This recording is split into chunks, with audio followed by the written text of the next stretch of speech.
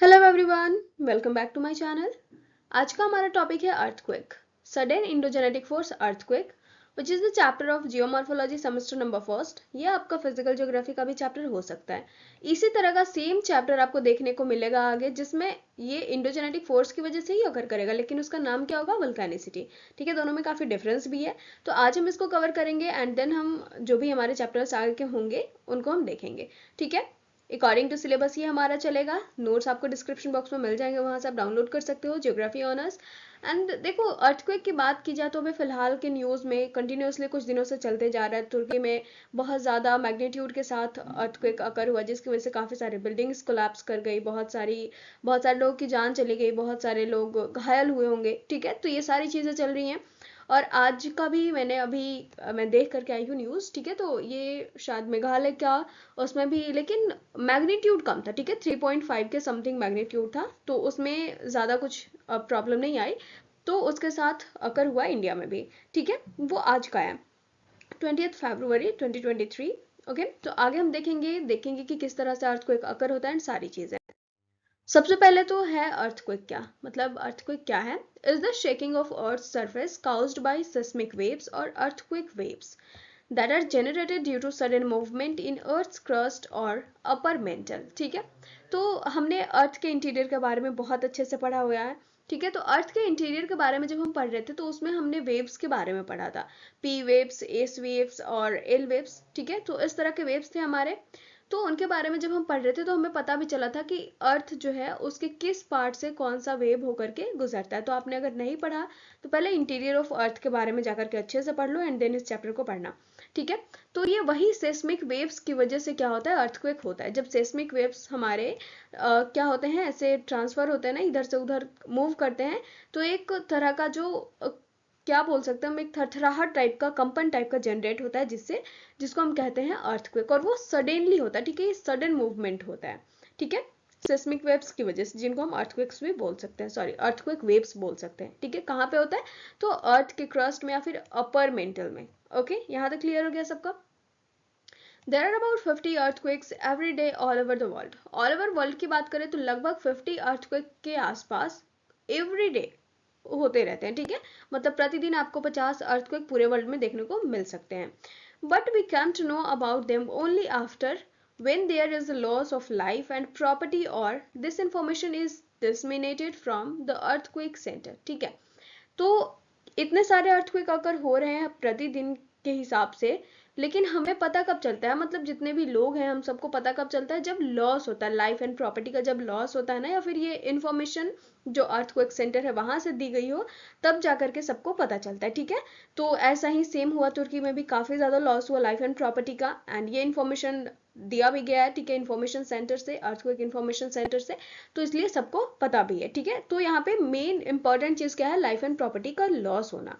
ठीक है, अगर वही अर्थक्वेक एकदम कम मैग्नीट्यूड के साथ अगर करे, जिसकी वजह से कोई loss of life and property ना हो, तो उसका कोई मतलब नहीं बनेगा, मतलब वो उतना टेंशन लेने वाली बात नहीं होगी, या फिर किसी को पता चलेगा, किसी को पता नहीं भी चलेगा।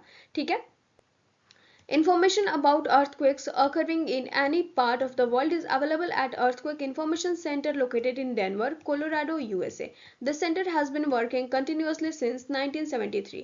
कहीं पे भी वर्ल्ड में कहीं पे भी अर्थक्वेक अकर हो रहा है, जिसकी वजह से मतलब चीजें हो रही हैं, ठीक है, अर्थक्वेक की वजह से, तो वो अर्थक्वेक का इंफॉर्मेशन आपको अर्थक्वेक इंफॉर्मेशन सेंटर से मिल जाएगा।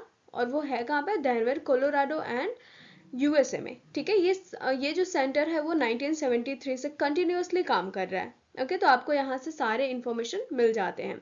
जब भी कोई ऐसा अर्थक्वेक आता है जिसकी वजह से बहुत ज़्यादा लाइफ एंड प्रॉपर्टी का लॉस होता है, बहुत ज़्यादा क्या मतलब, थोड़े बहुत भी हो जाते हैं, तो पता चल जाता है। ठीक है, आगे बढ़ते हैं। यहाँ पे हमारे पास है सिस्मोग्राफ, कुछ वर्ड्स हैं जो कि काफ़ी इंपॉर्टेंट है अगर हम अर्थक्वेक के बारे में पढ़ रहे हो तो। ठीक है, तो सिस्मोग्राफ क्या है? What is seismograph? तो is an instrument use to detect and record earthquakes. ठीक है, अर्थक्वेक को रिकॉर्ड करने के लिए, उसको डिटेक्ट करने के लिए, या फिर अर्थक्वेक से जुड़ी हुई जानकारियां प्राप्त करने के लिए हम सिस्मोग्राफ इंस्ट्रूमेंट का यूज करते हैं। फोकस एंड हाइपोसेंटर, ये क्या है? ये देखो, फोकस है जहां से अर्थक्वेक एक्चुअली जनरेट हो रहा है। ठीक है, इसको हम कहेंगे फोकस या फिर हाइपोसेंटर, जहां से एनर्जी क्या हो रही है? रिलीज हो रही है। एपी सेंटर जस्ट इसके ऊपर होता है। देखो यहाँ पे बताया गया है कि ये हमारा क्या है, ईपी सेंटर जस्ट इसके ऊपर, ठीक है। और यहाँ से ऐसे ट्रेवल करेंगी सारी की सारी वेव्स, ठीक है। आइसोसेस्मिक लाइन क्या है, line connecting all points on the surface where the intensity is same. जहाँ पे अर्थ की जो इंटेंसिटी होगी ना वो सेम होगी, जो तीव्रता होगी इसकी सेम होगी, और उस लाइन को, पूरी जॉइंट वाली लाइन को हम क्या कहेंगे, उसको हम कहेंगे आइसोसेस्मिक लाइन, ठीक है। अब हम बात करेंगे अर्थक्वेक की, ठीक है। तो काउजेज ऑफ अर्थक्वेक क्या है, तो फर्स्ट है प्लेट टेक्टोनिक, सेकंड देखो है वोल्केनिक एक्शन। तो प्लेट टेक्टोनिक की बात हम जब कर रहे थे, जब हम प्लेट टेक्टोनिक चैप्टर पढ़ रहे थे, तो उसमें हमने काफी सारी चीजें देखी थी। उसमें हमने ये भी देखा था कि किस तरह से हमारे प्लेट्स जो हैं वो खिसकते हैं, वो एक दूसरे के साथ, मतलब जैसे कि एक दूसरे के पास भी आते हैं, तो क्या होता है, एक ऐसे प्लेट ऊपर हो जाता है जो डेंस नहीं होता ज्यादा, जो डेंसर प्लेट होता है वो नीचे चला जाता है, ठीक है। तो ये वाला था, ऐसा था कि दो प्लेट्स क्या है एक दूसरे से ऐसे दूर दूर जा रहे हैं, फिर था कि ऐसे एक प्लेट इधर आ रहा है और एक प्लेट उधर जा रहा है, ठीक है। तो इस तरह से चीजें हो रही थी। तो हमने ये भी पढ़ा था कि जब ये ऐसे अकर करते हैं, ठीक है, प्लेट टेक्टोनिक इवेंट ऐसे अकर करता है, तो कहाँ पे अर्थक्वेक ज्यादा डिस्ट्रक्टिव होता है, कहाँ पे वोल्केनिक इरप्शन डिस्ट्रक्टिव होता है, तो ये सारी चीजें हमने ऑलरेडी पढ़ रखी हैं, ठीक है। तो प्लेट टेक्टोनिक की वजह से तो हमें वहीं पे पता चल गया था कि अर्थक्वेक अकर करता है। तो यहाँ पे देख सकते हो आप, plate tectonic is the main cause of earthquake, main cause है अर्थक्वेक का according to plate tectonic theory. The lithosphere is made up of many hard and rigid plates, ठीक है। ये क्योंकि बहुत हार्ड एंड रिजिड प्लेट से बना हुआ है, तो क्या है, इसमें भी हार्ड एंड रिजिड प्लेट से बने होने के बावजूद इसमें क्या है, अर्थक्वेक अकर करता है। तो पहले ऐसा होता था ना कि मतलब ऐसा मान लिया जाता था कि जो प्लेट्स हमारे हैं जहाँ पे वीक होंगे वहां पे अर्थक्वेक ज्यादा अकर करेंगे। लेकिन अभी फिलहाल ऐसा मतलब हुआ ना कि, मतलब फिलहाल कुछ वर्षों से आप बोल सकते हो कि जो हमारे हार्ड प्लेट्स हैं, जहाँ पे रिजिड प्लेट्स हैं, वहां पे भी अर्थक्वेक अकर हो रहे हैं, ठीक है। तो ये सारी चीजें देखी गई हैं। अब जब हमारे अर्थक्वेक्स अकर होंगे तो कैसे जगहों पे होंगे, तो जहाँ पे जो प्लेट्स हैं वो अपोजिट डायरेक्शन में मूव करेंगे, ठीक है, एक इधर जा रहा है एक उधर जा रहा है, ठीक है। तो वहां पे होंगे, फॉल्ट्स क्रिएट होंगे, लेकिन ये ज्यादा डेप्थ के नहीं होंगे, ठीक है। एग्जाम्पल दिया हुआ है लातूर, ओस्मानाबाद एंड भूज, ये सारे इंडिया के ही प्लेसेस हैं जहाँ पे अर्थक्वेक अकर हुआ है। देखो भूज में जो अकर हुआ वो कैसे हुआ, तो caused by the collision of the Indian plate and Eurasian plate, ठीक है। Indian plate and Eurasian plate दोनों क्या हुआ, उनका कोलाइजन हो गया। यहाँ पे अभी ध्यान तो यही होता है, थोड़ी सी गड़बड़ हुई है, और वो गड़बड़ ये है कि यहाँ पे क्या है, प्लेट्स अपोजिट साइड में मूव कर रहे हैं, ठीक है। तो अपोजिट साइड में मूव करने से भी क्या होगा, हमारे अर्थक्वेक्स अकर करेंगे, ठीक है। तो ये हमारे कुछ जगहों के नाम है जहाँ पे अर्थक्वेक अकर हुए हैं। जो भूज का एग्जाम्पल है ना, ये भूज का एग्जाम्पल आपको इसमें रखना पड़ेगा, ठीक है, डिस्ट्रक्टिव द सोर्स, ठीक है। मतलब ये जो कोलाइजन वाला है ना उसमें इसको रखना पड़ेगा, क्योंकि यहाँ पे कोलाइजन की वजह से इंडियन प्लेट और यूरेशियन प्लेट का जब कोलाइजन हुआ, ये दोनों एक दूसरे से टकराए, तो वहां पे क्या हुआ, भूज में हमारा अर्थक्वेक अकर हुआ, ठीक है। तो ये हमारा आ गया डिस्ट्रक्टिव का, तो ये याद रखना है, ओके, कि ये क्या है, डिस्ट्रक्टिव सोर्स है, कोलाइजन की वजह से हुआ, और ये काफी डेप्थ तक होता है, ठीक है। दूसरा हमारा है volcanic action. Most of the earthquakes occur in the volcanic belts. Volcanic action and earthquakes are closely related. Earthquakes also occur at the time of volcanic eruption. During volcanic activity, when high pressure water vapor and gases try to come out of the ground, there is a vibration on the earth. In such areas, earthquakes occur with or without volcanic activity. Devastating earthquakes occur during volcanic eruption like Etna, Krakatoa, Vesuvius, etc. ठीक है। Volcanic action की वजह से कैसे होगा, जब volcanic eruption होता है ना, वोल्केनिक बेल्ट्स में वोल्केनिक इरप्शन होगा, तो इरप्शन के टाइम में क्या होगा, इरप्शन के टाइम में अर्थक्वेक भी अकर करेंगे, ठीक है। अर्थक्वेक एकदम क्लोजली रिलेटेड है किसके, वोल्केनिक इरप्शन के। जैसे वोल्केनिक इरप्शन आएगा तो ऊपर की तरफ लावा एकदम तेजी से आएगा, और तेजी से आने की वजह से कंपन शुरू हो जाएगा, और जिसकी वजह से अर्थक्वेक अलग अलग जगहों पे होने लगेंगे, ठीक है। वोल्केनिक एक्टिविटी के टाइम में क्या होता है, हाई प्रेशर के साथ वाटर वेपर एंड गैसेस आते हैं वापस ग्राउंड की तरफ, ठीक है, अंदर से आते हैं बाहर। तो यहाँ पे क्या होता है, there is a vibration on surface पे वाइब्रेशन होना शुरू करता है। इसकी वजह से क्या होता है, वोल्केनिक इरप्शन के टाइम में अर्थक्वेक अकर करता है। यहाँ पे कुछ एग्जांपल दिए हुए हैं, एटना का, क्रैकाटुआ का, वेसुवियस का। यहाँ पे वोल्केनिक इरप्शन के टाइम में अक्सर ही अर्थक्वेक्स देखे गए हैं, ठीक है। अब आगे हमारे पास है activation of water vapour and gases. ये कैसे होगा, तो when surface water goes to the depth of earth due to cracks और any other reason, it turns into water vapour and gases due to extreme temperature. Such high temperature such high pressure vapor mixed gases find the way to the earth surface। ठीक है, अब पानी क्या हुआ, कहीं भी कोई भी क्रैक दिखा उसको अर्थ में और वहां से नीचे जाना शुरू हो गया पानी, तो पानी नीचे जाएगा तो नीचे हाई टेम्परेचर की वजह से क्या होगा, वो वेपर में कन्वर्ट होगा। वेपर पानी के रास्ते तो वापस नहीं आ पाएगा क्योंकि ये तो वैसे भी ये रास्ता फुलफिल है, पहले से ही पानी आ रहा है, तो ये कोई और रास्ता ढूंढेगा और एकदम प्रेशर बन जाएगा। ठीक है, तो प्रेशर की वजह से क्या होगा, ये कंपन शुरू होगा और जिसकी वजह से क्या होगा, अर्थक्वेक अकर करेगा। ठीक है, ये कंपन ही क्या है, अर्थक्वेक हो रहा है। आगे हमारे पास है four elastic rebound theory of doctor Reid. Doctor Reid का एक इलास्टिक रिबाउंड थ्योरी है, इलास्टिक, हाँ ठीक है। तो according to this, when there is a situation of stress और pressure more than the capacity of rock, then the rock are unable to bear and break. ठीक है, the result of this is uplift in the mountain and folding of the rocks. यहाँ पे क्या है कि rocks हमारे बड़े बड़े चट्टान होते हैं, कोई छोटा सा चट्टान की, छोटे से रॉक की तो बात हो नहीं रही कि हाथ में उठाने वाला टुकड़ा ले लिया हमने। बड़े बड़े चट्टानों में क्या होता है कि जब प्रेशर बिल्ट होता है, ठीक है, तो अगर वो उनकी कैपेसिटी से ज्यादा बिल्ट हो गया तो क्या होगा, उनकी कैपेसिटी से ज्यादा बिल्ट होने के बाद वो प्रेशर अगर ज्यादा हो गया तो रॉक्स उनको सह नहीं पाते और वो टूटने लगते हैं। ठीक है, टूटेंगे तो ये तो क्रैक होगा, क्रैक क्रिएट होगा। ठीक है, या फिर कोई नीचे गया कोई ऊपर गया, तो इस तरह से क्या होगा, हमारे फोल्डिंग्स और क्या होंगे, अपलिफ्टमेंट इन माउंटेन्स भी क्रिएट होने शुरू हो जाएंगे। ठीक है, कहीं पे माउंटेन दब जाएगा, कहीं पे ऐसे ऊंचा हो जाएगा और कहीं पे फोल्डिंग्स की तरह क्रिएट हो जाएंगे, तो ये होगा। डिसलोकेशन ऑफ द अर्थ, विस्थापन, अर्थ का विस्थापन भी होता है अर्थक्वेक की वजह से। अर्थ के विस्थापन से अर्थक्वेक अगर करता है। ठीक है, तो अब इसमें क्या है, most of the disturbance of balance are found in the parts where high rise mountains and low lying deep seas are located nearby. कहीं पे क्या है, डीप सीज है और यहीं पे क्या है, माउंटेन है। ठीक है, तो ऐसे एरियाज में बैलेंस में डिस्टर्बेंस काफी होते रहता है। ठीक है, ये जो रॉक्स है ना, ये माउंटेन्स है, ये इरोजन के टाइम में इरोड होकर के यहाँ पे ऐसे शुरू हो जाएंगे जमना। ठीक है, in the direction of restabilizing the state of equilibrium there continuous effective action are being taken by internal forces in the earthworm and level sitting powers on the ground floor. ठीक है, तो जब हम पढ़ रहे थे, क्या पढ़ रहे थे, अभी हमने थ्योरी ऑफ आइसोस्टेसिस कवर करी है, राइट। तो उसमें हमने देखा था सबसे लास्ट पेज में हमने क्या पढ़ा था कि इक्विलिब्रियम मेंटेन करने के लिए, बैलेंस मेंटेन करने के लिए जो इरोजन हो रहा है तो वो नीचे आकर के क्या होगा, बैठते जाएगा, यहाँ पे डिपॉजिट होगा और यही चीजें नीचे मेंटल में फिर जाने शुरू होंगी और फिर से ये अपलिफ्टमेंट वाला काम कंटिन्यू रहेगा। तो ये बैलेंस करने के लिए ना जो फोर्स नेचर लगाती है उसकी वजह से भी अर्थक्वेक अकर करता है। ठीक है, यही चीज यहाँ पे बताया जा रहा है। ओके, अब हम आगे बढ़ेंगे। अब हमारे पास क्या है, टाइप्स ऑफ अर्थक्वेक। इसमें भी वोल्केनिक क्वेक है, जिस तरह से था कि वोल्केनिक इरप्शन के टाइम में अर्थक्वेक अकर कर रहे थे, तो देखो कैसे अकर करेंगे, यहाँ पे ऐसे पूरा एकदम लावा है, ऐसे बाहर निकलने की कोशिश करेगा, तो क्योंकि काफी हाई प्रेशर के साथ रहेगा तो कंपन ऐसे होने लगेंगे, दिख रहा है इधर इधर ऐसे। ठीक है, तो ये है वोल्केनिक अर्थक्वेक। अभी यहाँ पे बताया जा रहा है कि बहुत सारे टाइप्स के अर्थक्वेक होते हैं, तो बहुत सारे टाइप्स में ये दो टाइप्स के हैं, ज्यादा नहीं है। ठीक है, टाइप्स ऑफ अर्थक्वेक टू है, पहला तो है ह्यूमन एक्टिविटी की वजह से और दूसरा क्या है, नेचुरल, जो नेचुरली अकर करते हैं, जिसमें कि प्लेट टेक्टोनिक की वजह से हो गया, वोल्केनिक अर्थक्वेक हो गया। ठीक है, तो ह्यूमन एक्टिविटी की वजह से कैसे हो सकते हैं, तो इनको हम आर्टिफिशियल अर्थक्वेक भी बोलते हैं। न्यूक्लियर एक्सप्लोजन की वजह से, डैम बिल्डिंग की वजह से, ड्रिलिंग जब होती है, अर्थ में ड्रिलिंग करवा रहे होते हैं, वेस्ट वाटर अगर डिस्पोज हो रहा है, बहुत ज्यादा डिस्पोजल ऑफ वेस्ट वाटर, तो ये कहीं ना कहीं किसी क्रैक से अगर अंदर जा रहा है अर्थ में तो होगा।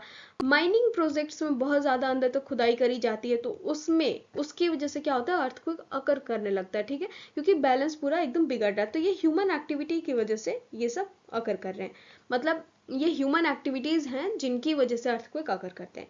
ठीक है, इधर हमारे पास सेकंड है नेचुरल। नेचुरली क्या होता है, फोर टाइप्स के होते हैं। पहला तो है वोल्केनिक अर्थक्वेक, वोल्केनिक इरप्शन की टाइम में होता है, वोल्केनिक इरप्शन की वजह से होता है।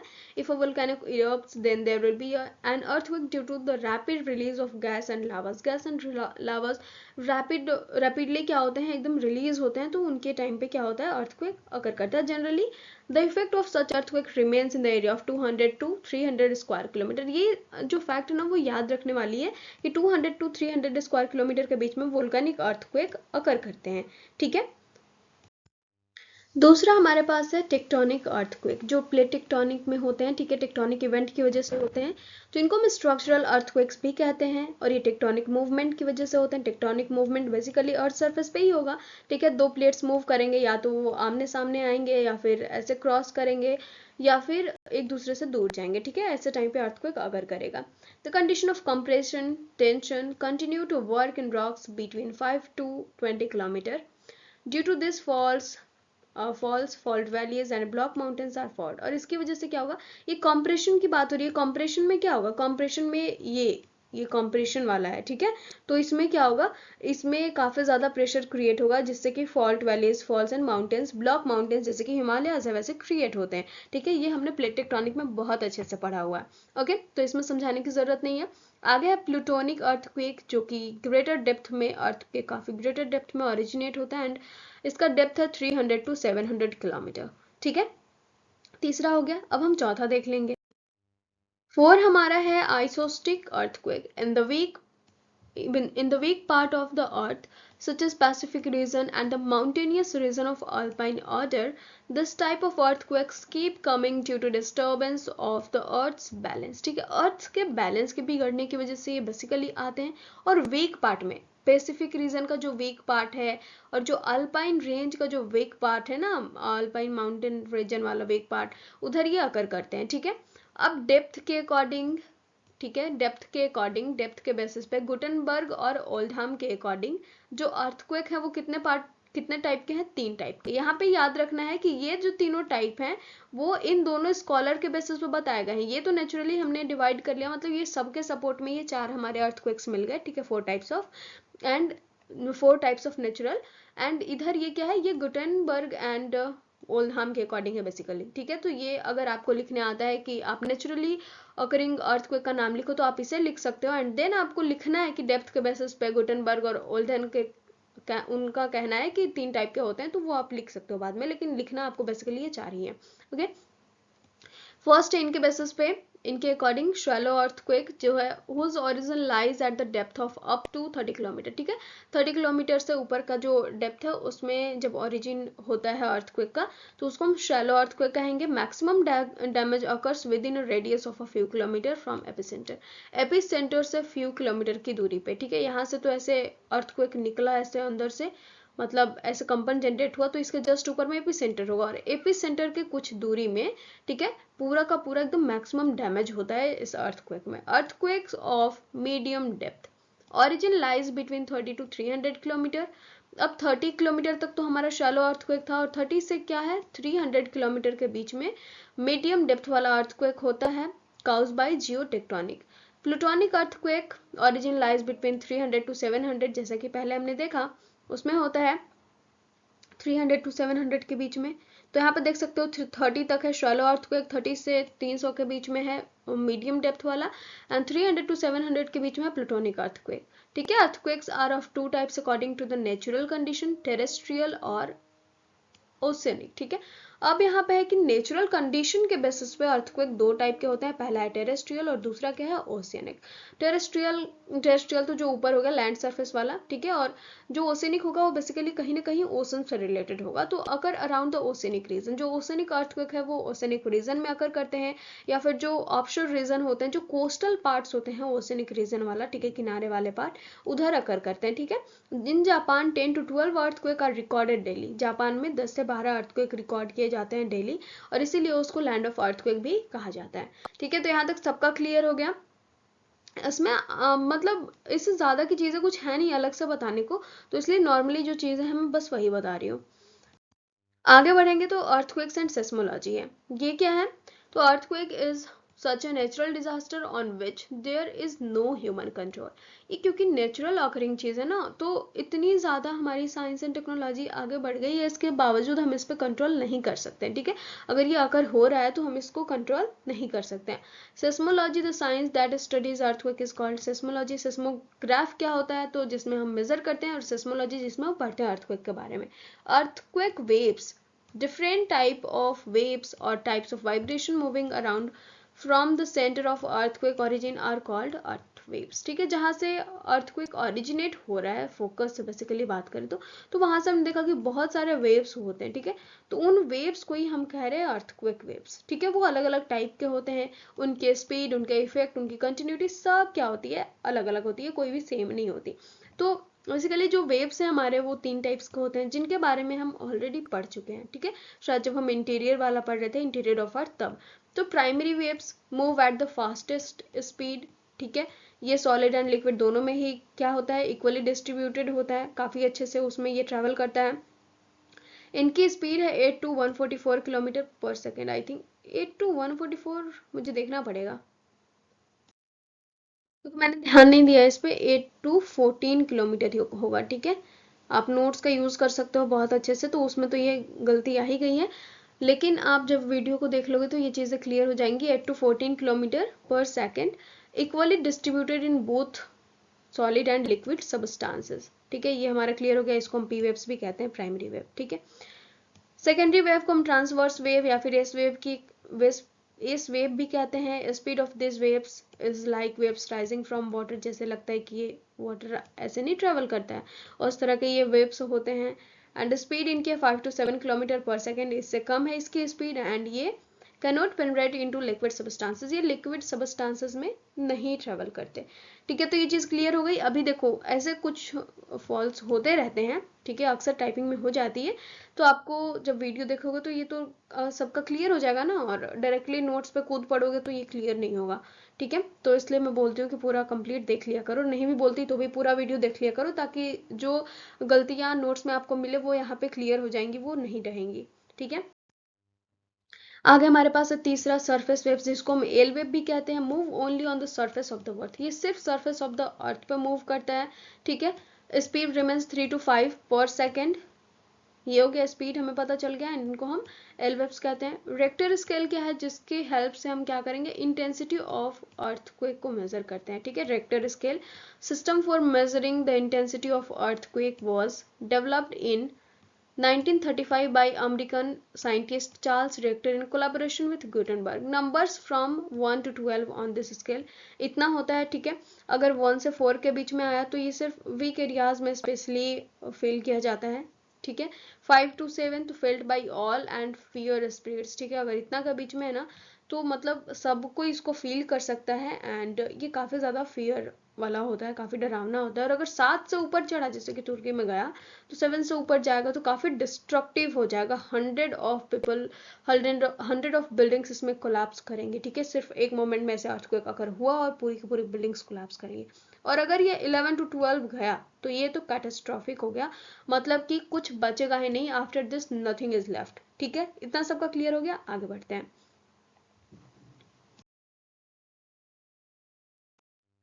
अब हमारे पास है world distribution of the earthquakes, ठीक है। अर्थक्वेक्स को लेकर के जितने भी वर्ल्ड डिस्ट्रीब्यूशंस हैं उनके बारे में देखेंगे तो 3 पार्ट में है, 3 बेल्ट है हमारे वर्ल्ड डिस्ट्रीब्यूशन ऑफ अर्थक्वेक के। पहला है सर्कम पैसिफिक बेल्ट, दूसरा है मिड अटलांटिक, और तीसरा है हमारा मिड कॉन्टिनेंटल शायद, ठीक है। तो मिड कॉन्टिनेंटल को हम अल्पाइन भी बोलते हैं। तो हम इन सबको देखेंगे। The distribution of earthquakes on the earth surface is found in the form of belt, belt के फॉर्म में पाया जाता है। सर्कम पैसिफिक बेल्ट किधर से किधर है, तो the expansion of this belt is all around near the edges of Pacific Ocean. इतना याद रखना है कि जो पैसिफिक ओशन के किनारे हैं उधर से ये फैला हुआ है।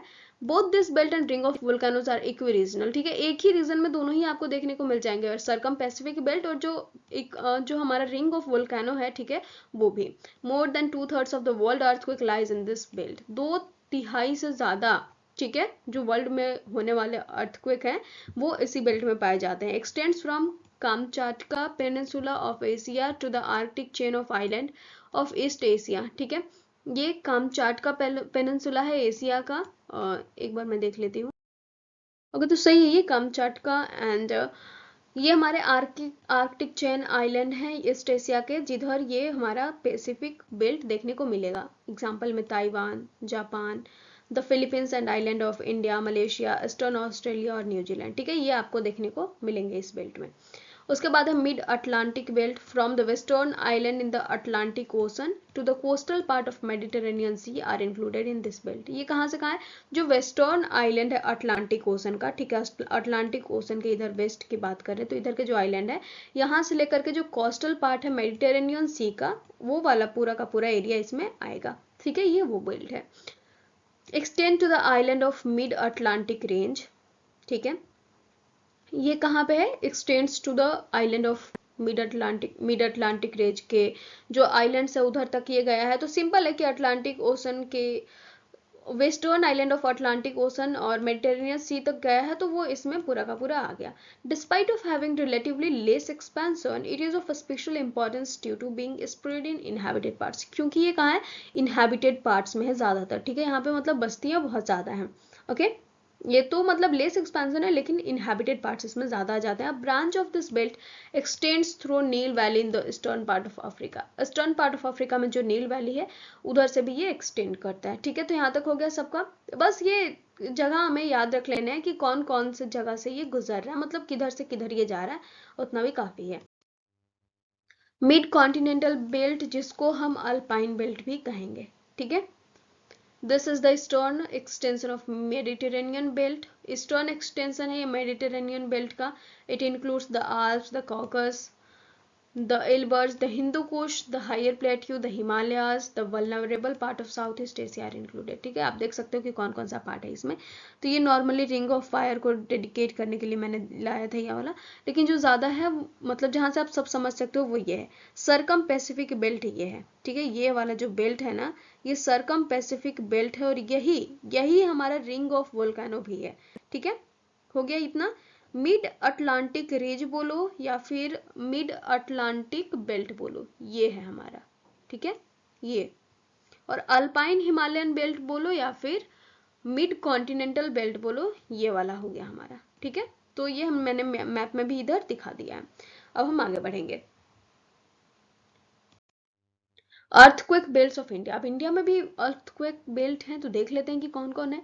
तो part of the middle continental belt, ठीक है, ये मिडिल कॉन्टिनेंटल बेल्ट का पार्ट है, मतलब अल्पाइन वाला, ठीक है। According to the effect of earthquakes, country is divided into 3 regions. 3 regions में ये डिवाइडेड है। पहला है हिमालयन माउंटेन, दूसरा है प्लेन बेल्ट, तीसरा है पेनिनसुला। मतलब इंडिया के 3 पार्ट हो गए, इधर ये हो गया माउंटेन वाला, दूसरा हो गया प्लेन वाला एरिया, और तीसरा क्या हो गया? हमारा प्लेट्यू वाला एरिया, पेनिनसुलर इंडिया, ठीक है। बेल्ट ऑफ डिस्ट्रक्टिव अर्थक्वेक, ये जो बेल्ट है हिमालय वाला, वो डिस्ट्रक्टिव, आपको बहुत ज्यादा डिस्ट्रक्टिव अर्थक्वेक्स इधर अकर होते हैं, ठीक है। Extend from Kashmir to Myanmar border along the entire Karakoram and Himalayas, ठीक है। ये किस तरह से फैली हुई हैं आप देख सकते हो। Plain belt spread through south of Himalayas, Himalaya के जस्ट साउथ से ये जो गंगेटिक प्लेन वाला एरिया है वो है, ठीक है। इसमें पूरा का पूरा entire Indus, Ganges and Brahmaputra plain आता है, ये पूरा का पूरा प्लेन इसमें आएगा। And being densely populated are the damage from such earthquake is also high. अब यहाँ पे कोई भी अर्थक्वेक अगर होता है ना, तो क्योंकि पॉपुलेशन बहुत ज्यादा, ये डेंसली पॉपुलेटेड एरिया है, इसलिए यहाँ पे जो हानि होगी, जो क्षति होगी, वो बहुत ज्यादा होगी। पेनिनसुलर बेल्ट की बात करें तो इंटायर साउथ प्लेट्यू इसमें इंक्लूड हो गया, पूरा का पूरा south plateau. And due to being a stable and rigid land, क्योंकि ये प्लेट्यू एरिया है ना, तो काफी रिजिड लैंड देखने को मिलेंगे, स्टेबल देखने को मिलेंगे, तो अर्थक्वेक का इम्पैक्ट यहाँ पे ज्यादा नहीं पड़ पाता है, काफी लेस होता है अदर एरियाज के कंपेरिजन में हम देखें तो, ठीक है। तो यहाँ तक सबका क्लियर हो गया, आगे बढ़ते हैं। इफेक्ट्स ऑफ अर्थक्वेक, अर्थक्वेक के इफेक्ट्स के बारे में हम देख लेते हैं कि किस तरह के इफेक्ट्स होते हैं। तो earthquake is the most devastating natural disaster in front of which even today man and science are completely helpless. आज के इंसान, आज की जो साइंस है वो हेल्पलेस है, मतलब हम हेल्प नहीं कर सकते हैं। हम क्या कर सकते हैं? अर्थक्वेक अगर अकर हो रहा है तो हम उसको रोक नहीं सकते हैं, इवन हमारे पास टेक्नोलॉजी बहुत ज्यादा है फिर भी, ठीक है। तो डिस्ट्रक्शन होगा काफी ज्यादा हमारे लैंडस्केप का, कैजुअलिटीज, जनहानि होगी, change of the course of reverse, अगर रिवर्स के पास अगर हुए हैं तो रिवर का जो कोर्स है, जो जिस अपने जिस वे से जा रही है रिवर, जो पाथ है रिवर का, वो चेंज हो जाता है, ठीक है। रिवर किसी और रीजन में जाने लगती है, इधर अगर ये इधर रिवर बह रही है तो उसका रीजन चेंज होकर के उधर हो जाएगा, ठीक है। तो इस तरह की चीजें होती हैं। क्रैक्स होंगे, ठीक है, subsidence, bulges on the ground floor पे क्रैक्स होंगे, ठीक है। पृथ्वी धंसेगी, पृथ्वी ऊपर की ओर उठेगी, इस तरह से चीजें चलती रहेंगी हमारे लैंड्स के साथ, ये सब होता रहेगा, ठीक है। तो ये सारे क्या है? ये सारे काउजेज हैं। मतलब ये सारे चीजें होंगी जब अर्थक्वेक अकर होगा। सुनामी भी अर्थक्वेक की वजह से होता है। The high wave that rise in the sea, एक हाई वेव होता है जो कि सी में राइज होता है। When there is an earthquake in the ocean floor पे जब अर्थक्वेक आएगा ना, या फिर कोस्टल पार्ट में, तो सुनामी आता है। ठीक है, सुनामी दो वर्ड से साई एंड नामीज से आया है, जापानीज वर्ड से, क्योंकि जापान में काफी ज्यादा अकर होता है अर्थक्वेक। ठीक है, it means waves rising in the sea. तो इसका मतलब क्या होता है साई एंड नामीज का? तो वेव्स जो राइज हो रहे हैं कहाँ पे, सी में, तो उनको हम कहते हैं सुनामी। मोस्ट रिस्पॉन्सिबल फैक्टर क्या है इसका? अर्थक्वेक। मोस्टली ये अर्थक्वेक की वजह से ही सुनामी आता है। ठीक है, apart from this, land subsidence, faulting, volcanic eruption and any kind of explosion and meteoroid। ठीक है, अर्थक्वेक के अलावा भी ये सारी चीजें हैं जिनकी वजह से सुनामी आती रहती है। Height ranges from 100 to 1.50 kilometre, but 1.00 था। मैंने जब मैं टाइप कर रही थी तो मुझे याद था कि यहाँ पे 1 पॉइंट लगाना है, तो 1.00 से 1.50 मीटर के बीच में ये आती है। But is unusual circumstances it rises to 35 to 40 meters। In 1883, the Krakatoa volcano eruption near Java, Sumatra produced a 37-meter high tsunami। ठीक है, यहाँ पे आप देख सकते हो कि जो हाइट है सुनामी की 1.00 से 1.5 मीटर तक की हो सकती है, लेकिन अनयूजुअल सर्कमस्टांसेस में ये 30 to 40 मीटर की ऊंचाई तक भी जाती है। ठीक है, तो आप देख सकते हो कि मिनिमम कितना है, और ये जो जब मतलब अनयूजुअल सर्कमस्टांसेस आएंगे, ठीक है, ऐसा कंडीशन आएगा तो ये कहाँ तक जा सकती है। 1883 में एक आया था क्रैकाटोआ वोल्केनो इरप्शन के टाइम में, ठीक है, जावा सुमात्रा में, जिसमें 37 मीटर हाई की सुनामी आई थी। ठीक है, इतनी हाइट की। ठीक है, कहाँ पे? नियर, ये नियर है। ठीक है, नियर हो गया, नियर जावा सुमात्रा प्रोड्यूस। इसमें कुछ ज्यादा ही गलती हुई है, हो गई है। आगे बढ़ते हैं हम। बेनिफिट्स क्या हैं? Beneficial effects of earthquake. तो underground water springs came up to the surface, underground water ऊपर की तरफ आएंगे, ठीक है, स्प्रिंग के रूप में। Easier to remove the minerals hidden under geoid, earth के नीचे जो मिनरल्स दबे हुए हैं वो इजिली वापस मतलब इजिली ऊपर मिलते हैं हमें। ठीक है, खनिज हमें ज्यादा मिल जाते हैं ऊपर में, अर्थक्वेक की वजह से ऐसा होता है। If the ocean of the coastal part is deep, natural harbours can be formed here. ठीक है, अगर ओशन का कोस्ट अगर डीप हो जाता है अर्थक्वेक की वजह से, तो वहां पे नेचुरली क्या होगा, यहाँ पे हार्बर बन जाएगा। ठीक है, यहाँ पे बंदरगाह बन जाएगा नेचुरली, यहाँ पे आर्टिफिशियल बंदरगाह नहीं बनाना पड़ेगा। Many times the barren area sink into the land and fertile soil comes there. कभी कभी तो ऐसा होता है ना कि जो बैरन एरियाज है, बंजर जमीन है, वो नीचे डूब जाएगी, नीचे चली जाएगी अर्थक्वेक के टाइम में, और जो यहाँ पे एक फर्टाइल लैंड आ जाएगी। ठीक है, तो ऐसा होता है कि एक लैंड नीचे जा रही है, एक ऊपर आ रही है, तो ये सब चलते रहता है। तो ऐसा हो जाता है कि बैरन लैंड ऐसे नीचे धसी और ऊपर में कौन सी लैंड आ गई, एक फर्टाइल सॉइल आ गई। ठीक है, तो ये सारी चीजें आकर करेंगे। आई होप आपको अर्थक्वेक पूरा का पूरा समझ में आ गया होगा। सारी चीजें कवर हो चुकी हैं, आगे के वीडियोस में हम इसके क्वेश्चंस भी करेंगे। मैं कोशिश करूंगी पीडीएफ फॉर्मेट फिर से एडिट कर दूं, जहां पे भी गलती हुई है तो उसको एडिट करके फिर से अपलोड कर दूंगी। एंड ये वाला जो है ये तो ऐसे ही रहेगा क्योंकि पूरा रिकॉर्ड हो चुका है। ठीक है, तो थैंक यू सो मच, मिलते हैं नेक्स्ट वीडियो में। अगर अच्छी लगी हो वीडियो तो please don't forget to like, comment, share and subscribe.